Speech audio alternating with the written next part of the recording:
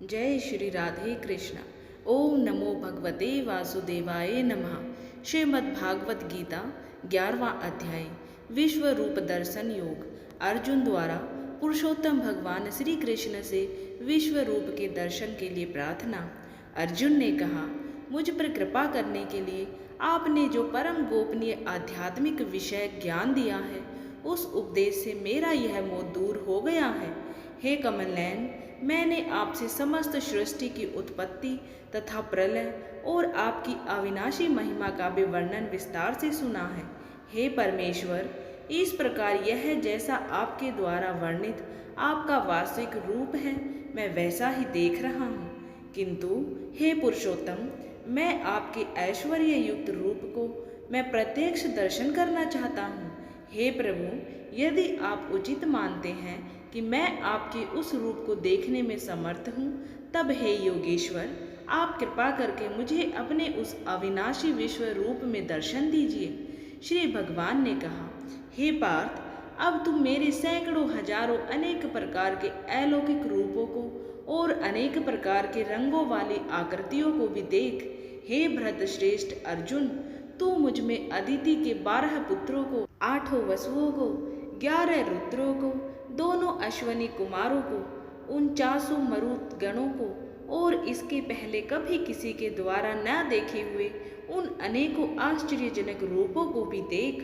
हे अर्जुन, तू मेरे इस शरीर में एक स्थान में चर अचर सृष्टि सहित संपूर्ण ब्रह्मांड को देख, और अन्य कुछ भी तू देखना चाहता है उन्हें भी देख, किंतु तू अपनी इन आँखों की दृष्टि से मेरे इस रूप को देखने में निश्चित रूप से समर्थ नहीं है।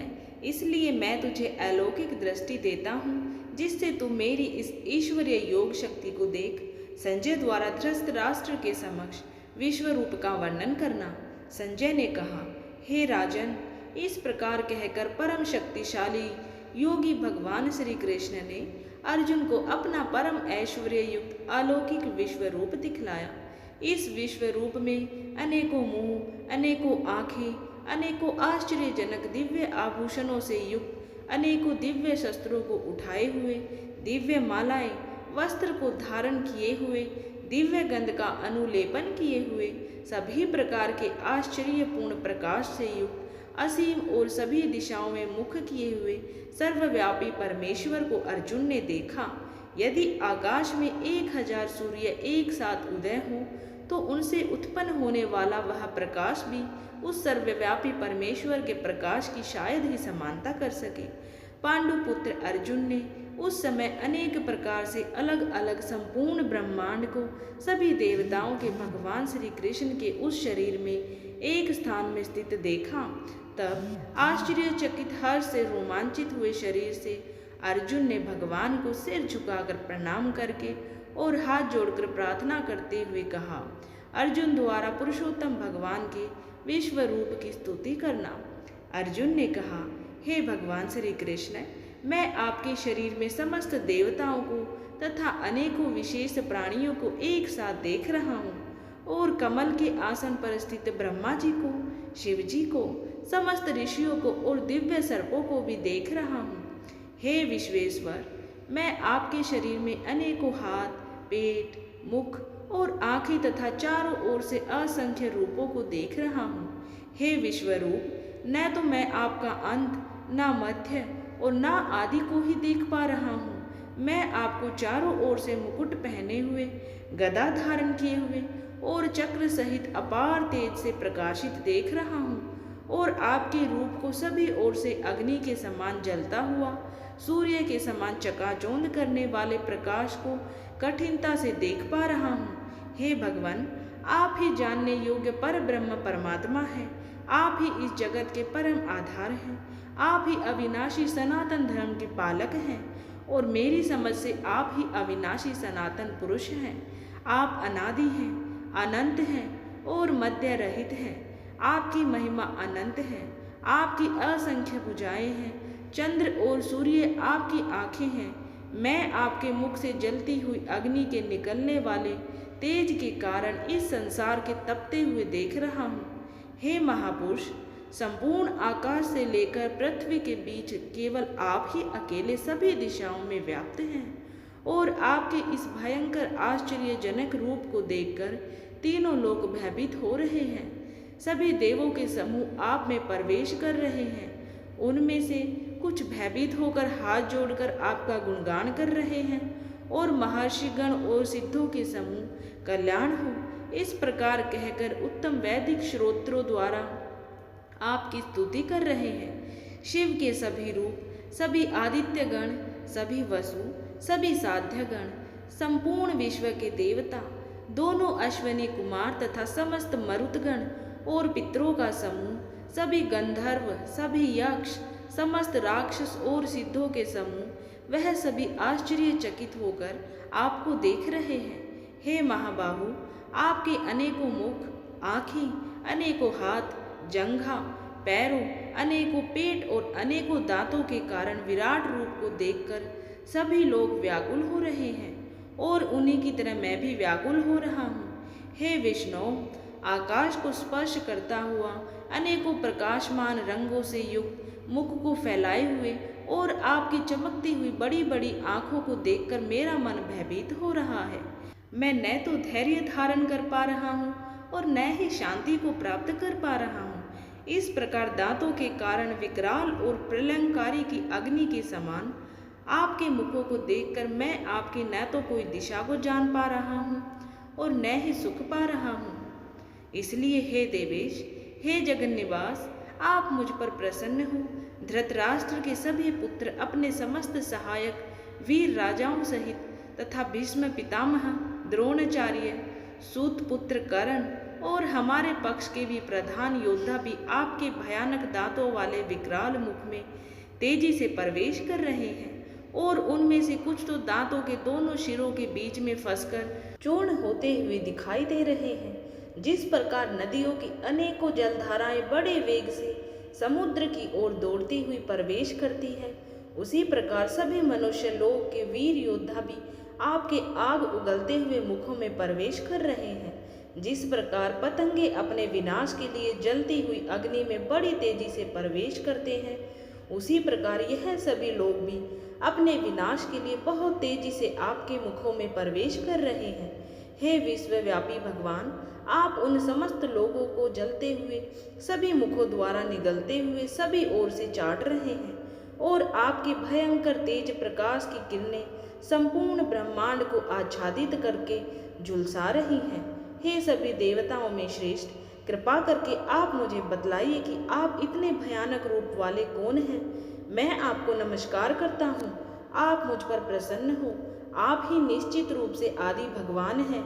मैं आपको विशेष रूप से जानना चाहता हूँ क्योंकि मैं आपके स्वभाव को नहीं जानता हूँ। श्री भगवान ने कहा, मैं इस संपूर्ण संसार का नष्ट करने वाला महाकाल हूँ। इस समय इन समस्त प्राणियों का नाश करने के लिए लगा हुआ हूँ। यहाँ स्थित सभी विपक्षी पक्ष के योद्धा तेरे युद्ध ना करने पर भी भविष्य में नहीं रहेंगे। हे सव्यसाची, इसलिए तू यश को प्राप्त करने के लिए युद्ध करने के लिए खड़ा हो और शत्रुओं को जीतकर सुख संपन्न राज्य का भोग कर। यह सभी पहले ही मेरे ही द्वारा मारे जा चुके हैं। तू तो युद्ध में केवल निमित्त बना रहेगा। द्रोण, भीष्म, जयद्रथ, कर्ण और भी अन्य अनेक मेरे द्वारा मारे हुए इन महान योद्धाओं से तू बिना किसी भय से विचलित हुए युद्ध कर। इस युद्ध में तू ही निश्चित रूप से शत्रुओं को जीतेगा। भययुक्त अर्जुन द्वारा भगवान की स्तुति करना। संजय ने कहा, भगवान के इन वचनों को सुनकर अर्जुन ने हाथ जोड़कर बारंबार नमस्कार किया और फिर अत्यंत भय से कांपता हुआ प्रणाम करके अवरुद्ध स्वर से भगवान श्री कृष्ण से बोला। अर्जुन ने कहा, हे अंतर्यामी प्रभु, यह उचित ही है कि आपके नाम के कीर्तन से संपूर्ण संसार अत्यंत हर्षित होकर आपके प्रति अनुरुक्त हो रहा है तथा आसुरी स्वभाव के प्राणी आपके भय के कारण इधर उधर भाग रहे हैं और सभी सिद्ध पुरुष आपको नमस्कार कर रहे हैं। हे महात्मा, यह सभी श्रेष्ठ जन आपको नमस्कार क्यों न करें, क्योंकि आप ही ब्रह्मा को भी उत्पन्न करने वाले हैं। हे अनंत, हे देवादिदेव, हे जगत के आश्रय, आप अविनाशी समस्त कारणों के मूल कारण और आप ही परम तत्व हैं। आप आदि देव सनातन पुरुष हैं। आप इस संसार के परम आश्रय हैं। आप जानने योग्य हैं तथा आप ही जानने वाले हैं। आप ही परम धाम हैं और आपके ही द्वारा यह संसार अनंत रूपों में व्याप्त है। आप वायु, यम, अग्नि, वरुण, चंद्रमा तथा सभी प्राणियों के पिता ब्रह्मा भी हैं और आप ही ब्रह्मा के पिता भी हैं। आपको बारंबार नमस्कार, आपको हजारों बार नमस्कार। नमस्कार हो, फिर भी आपको बार बार नमस्कार करता हूँ। हे असीम शक्तिमान, मैं आपको आगे से, पीछे से और सभी ओर से ही नमस्कार करता हूँ, क्योंकि आप ही सब कुछ हैं। आप अनंत पराक्रम के स्वामी हैं। आप ही से समस्त संसार व्याप्त है, अतः आप ही सब कुछ हैं। आपको अपना मित्र मानकर मैंने हठपूर्वक आपको हे कृष्ण, हे यादव, हे सखा, इस प्रकार आपकी महिमा को जाने बिना मूर्खतावश या प्रेमवश जो कुछ कहा है। हे अच्युत, यही नहीं, हंसी मजाक में आराम करते हुए, सोते हुए, बैठते हुए या भोजन करते हुए, कभी अकेले में या कभी मित्रों के सामने मैंने आपका जो अनादर किया है, उन सभी अपराधों के लिए मैं क्षमा मांगता हूँ। आप इस चल और अचल जगत के पिता और आप ही इस जगत में पूजनीय आध्यात्मिक गुरु हैं। हे अचिंत्य शक्ति वाले प्रभु, तीनों लोकों में अन्य ना तो कोई आपके समान हो सकता है और न ही कोई आपसे बढ़कर हो सकता है। अतः मैं समस्त जीवों के पूजनीय भगवान के चरणों में गिरकर साष्टांग प्रणाम करके आपकी कृपा के लिए प्रार्थना करता हूँ। हे मेरे प्रभु, जिस प्रकार पिता अपने पुत्र के अपराधों को, मित्र अपने मित्र के अपराधों को और प्रेमी अपनी प्रिया के अपराधों को सहन कर लेता है, उसी प्रकार आप मेरे अपराधों को सहन करने की कृपा करें। अर्जुन द्वारा पुरुषोत्तम भगवान से चतुर्भुज रूप के लिए प्रार्थना करना। पहले कभी न देखे गए आपके इस रूप को देखकर मैं हर्षित हो रहा हूँ और साथ ही मेरा मन भय के कारण विचलित भी हो रहा है। इसलिए हे देवताओं के स्वामी, हे जगत के आश्रय, आप मुझ पर प्रसन्न होकर अपने पुरुषोत्तम रूप को मुझे दिखलाइए। हे हजारों भुजाओं वाले विराट स्वरूप भगवान, मैं आपके मुकुट धारण किए हुए और हाथों में शंख, चक्र, गदा और पद्म लिए रूप का दर्शन करना चाहता हूँ। कृपा करके आप चतुर्भुज रूप में प्रकट हो। पुरुषोत्तम भगवान श्री कृष्ण द्वारा विश्व रूप के दर्शन की महिमा और चतुर्भुज दर्शन। श्री भगवान ने कहा, हे अर्जुन, मैंने प्रसन्न होकर अपनी अंतरंग शक्ति के प्रभाव से तुझे अपना दिव्य विश्व रूप दिखाया है। मेरे इस तेजो में अनंत विश्व रूप को तेरे अतिरिक्त अन्य किसी के द्वारा पहले कभी नहीं देखा गया है।